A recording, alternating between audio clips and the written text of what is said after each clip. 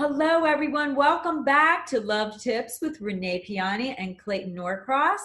We are coming from two separate places around the world to bring you tips that could really help anyone that's going through transitions in their relationships. I've been in the love industry for 29 years, and each week we are going to be talking about different topics from my book. So I want to welcome my co-host, Clayton Norcross. He is an international celebrity, and he travels all over the world, and he's a heartthrob for millions of people, especially women, from his role as Thorne in Bold and Beautiful and many movies and television shows. So we're back for week 2 of Love Tips, and we were talking about phases of love. So Clayton, I'm going to hand it over to you now so that you can share your story with all the people that are watching us who need our love advice, right? So why don't you give your situation so maybe people can relate? Well, just briefly to orient our newcomers, I went through the shock phase recently of a breakup. And I was actually in a shock phase also when I first got together with my latest beloved. And I was coming out of a relationship that had kind of blown up in my face. I was contacting some old friends. I stumbled onto her quite by accident while I was working in Europe. And we got together, and it was volcanic. She was just coming out of a very difficult marriage. So both of us were kind of feeling great to feel, loved again and rescued. And that can oftentimes distract you, shall we say, from what you might otherwise be wiser about. Like, wait a minute, you're on the rebound, I'm on the rebound. Maybe we should take this really slow and really talk about how much we have to give each other. Or as Renee says in her book, do we still have love passengers already in our love vehicle? And there isn't a whole lot of room yet for a new passenger. And I love that analogy. So it's not that surprising all these months later, over a year later, that some of those poor decisions come back to roost and cause me a great deal of hurt. So if I can use my experience to help other people avoid this kind of pain, along with your wonderful technology from Get Real About Love, your wonderful book, then I'm all over it. And that's why I'm here with Renee. Well, thank you, Clayton. I think we started to talk about your situation last week, and there's a lot of love phases in this book.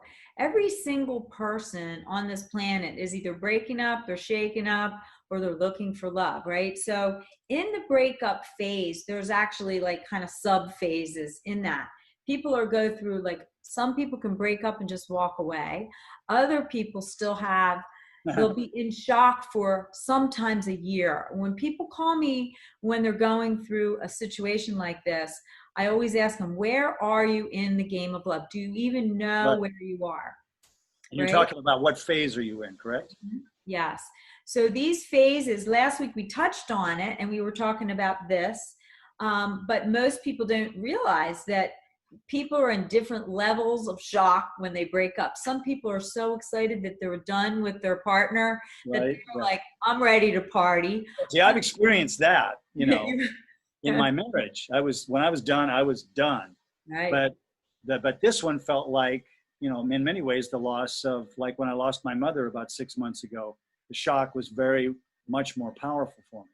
Yeah, I remember we talked about that in our very first video. So we decided that each week we would talk about different parts of my book. So sometimes when you break up, it's because the timing is off. So there was the breakup shock, there was the passenger remaining in your vehicle, which we spoke about, then the timing not being right. And there was so many times in my relationships, because I didn't get married until I was in my 40s. And here I was running speed dating events, speaking all over and helping people find love, and I hadn't found it myself. And I found that workaholics, a lot of us are not in the right time. Sometimes you'll meet somebody and they're building their businesses and the timing is just off. So some people, maybe even you if you're listening, you'll take it personally that it's you. Now I know, Clayton, you've been a worker, you travel. So tell us your part in that. How does that trigger you? Well, I think what you're saying is very pertinent, Renee. I'm a bit of a workaholic in that I'm constantly running around the world. I've worked on 4 different continents as an actor. And now I am producing a program in Italy that will start in Italy, and our plan is to take it internationally to talk about the phenomena of destination weddings in one of the most romantic countries in the world, of course, Italy. So it dovetails right in with what we're talking about, and then to find yourself trapped in the very same kind of love explosion that would prevent a marriage. Yeah. You know, we've got in many countries of the world 65% divorce rates, and maybe 10-20% of the marriages that remain are anything like healthy. We don't know how to do this. Yeah. So the work that we're talking about, the love phases that you've written about, for starters, I think are critical for people to getting off on the right foot in their relationships. And had I been more objective about, wow, I'm still really hurting about, I've still got a love passenger in, and now I'm going to try to pull this lovely lady who I adore, and I love her very much, but is she really ready for what I need? But most people they jump in, in America. I mean, many people follow Hollywood, right? Television stars like yourself, to see what love is. The real truth is it's one of the most important decisions that you make in your life. So if you made the wrong choice the first time, you might have been 20 years old. I know, as an Italian, I'm 100% Italian. The only goal for my grandmother and my great-grandmother, you get to marry to a nice boy and have a bunch of children, right? And then all of them were divorced. Most of them had husbands that were cheating. So my role modeling was a little screwed up, right? So you had bad imprints. I had imprints and then you don't even know what that is yet. Imprints come from dating people or watching your parents go through these phases. Breakups when you're a little girl, or your father running around because he wasn't really available for your mother, and your mother having pain, right? And then your mother tries to go out and date, and she's like, oh my God, I don't want to do this again. But if we could all examine our hearts, examine our phases of the people that are out there, you can say right now, so many men, when I was single, they would come and say, I'm going through a divorce. I want to go out with you. I said, I will be your coach, but I will not date you until you heal your heart. Most people don't have a place to heal their hearts.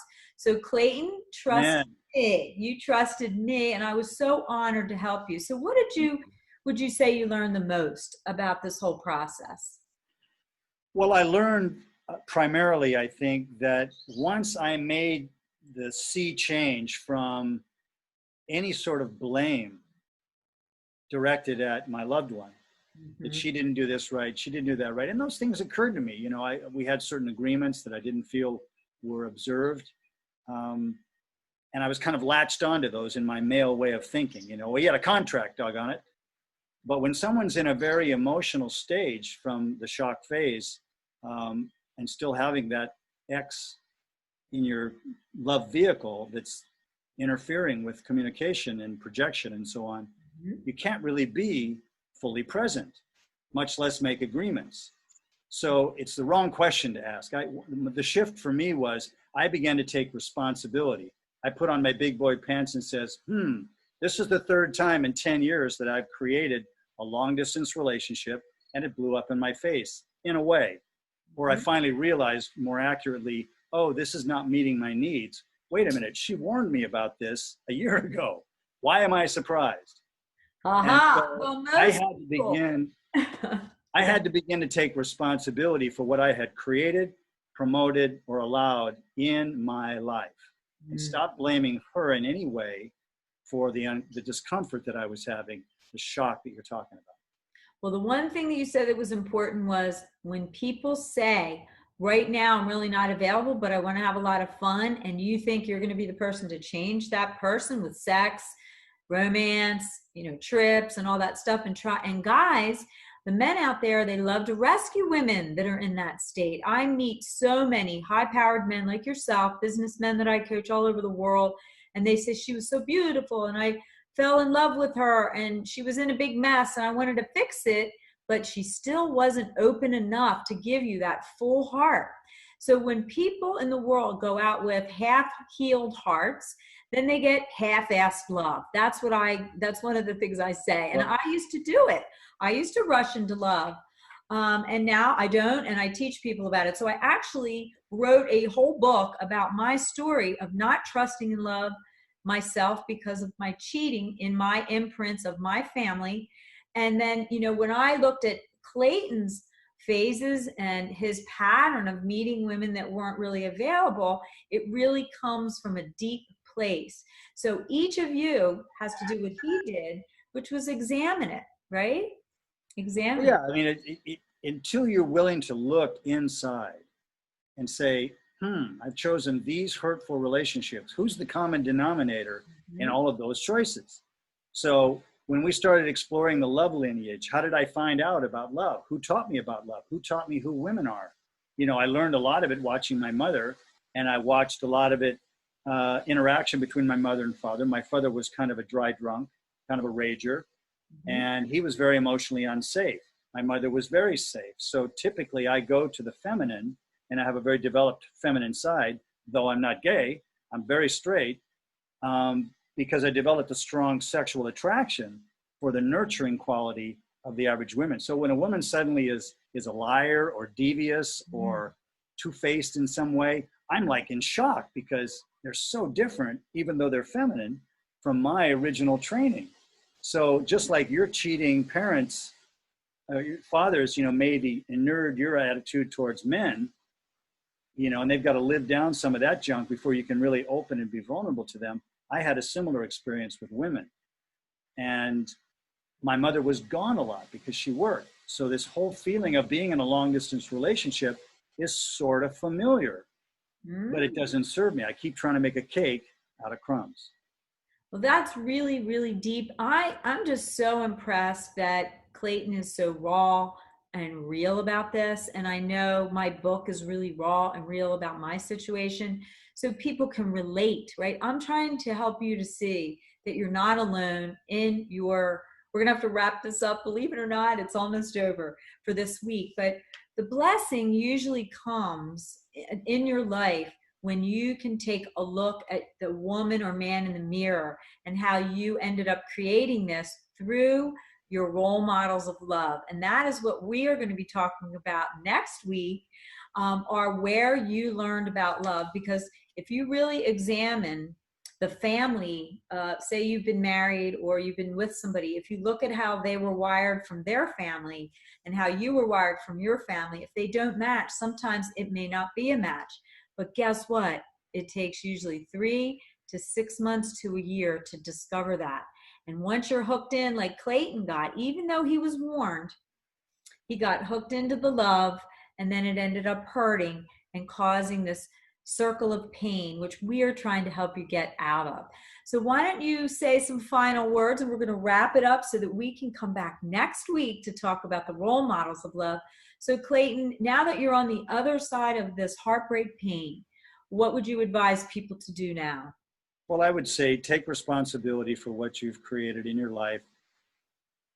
Get involved in a personal coaching session, or about, you know, at least read Renee's book and do the powerful exercises in there so you can begin the self-examination that's necessary, I believe, to avoid the love loops, the recreation and recycling of the same mistakes again and again. I don't want to suffer like that anymore. And it doesn't serve me to blame my partners. I need to choose more carefully. Well, thank you. That's really great. I'm going to show them the book, or maybe you can show them your copy. He has written lots of notes and he's been doing blogs about it because he has a passion, like I do, for helping people to get real about love. So what the book does is make you look at yourself, look at the phases of love, the energy vibes you send, where you learned about love, and the vision that you want for your future. And we talk about sex, we talk about so many deep things that if you had done this work before you got married or you got into your next relationship, it might make you look at it a different way. So I am so blessed, Clayton, that you are sharing your heart. And I thank you for sharing this, because as you go to do beautiful wedding in Italy with Grace, your partner, your beautiful partner, we want to thank her because Italy shut down right now, right? So everybody has time to do work on their heart. And I'm getting calls all over the world. People going, I don't know what to do. I'm alone. I'm alone. Well, they're trapped with loved ones too. So a lot of stuff is coming to the surface that if we have the presence of mind, we can really go to work on it. and be as transparent as we're capable of. And isn't it interesting, before we wind up, I know we're going to be talking about role models of love, and it's interesting, and this will leave you with a thought, and we'd love to hear your thoughts, that each person in your family has a different experience of the role modeling of their love. So it'd be interesting if you do get a chance to read the book, you can kind of follow along the path that Clayton and I are going to take you on this adventure, tips to help you have extraordinary love. So Clayton, we're going to say goodbye to everybody, and they're going to be getting to see these shows every Saturday. So if you have a friend, I know you have lots of friends in Italy, so why don't you speak to them now and invite them to come join us. Ciao a tutti, spero che vieni con noi per Love Tips. Ogni sabato sequenziale siamo qui, Renee e io, parlando di amore. Ciao a tutti. Okay, so everybody, if you do buy this book on Amazon or can't get it, please get in touch with me. And if you do buy it, email me and I'll give you my email. And it comes with love vows. Only you can heal your own heart. It doesn't come from the outside. It comes from the inside. And I am blessing Clayton because he is exposing his raw, real feelings with the world, and I'm so grateful. So Clayton, thank you, and let's let people know that love is is available for all of us by getting real about love. So thanks for tuning in, and Clayton and I will see you again next Saturday. Aloha. Bye-bye. Talk to you soon.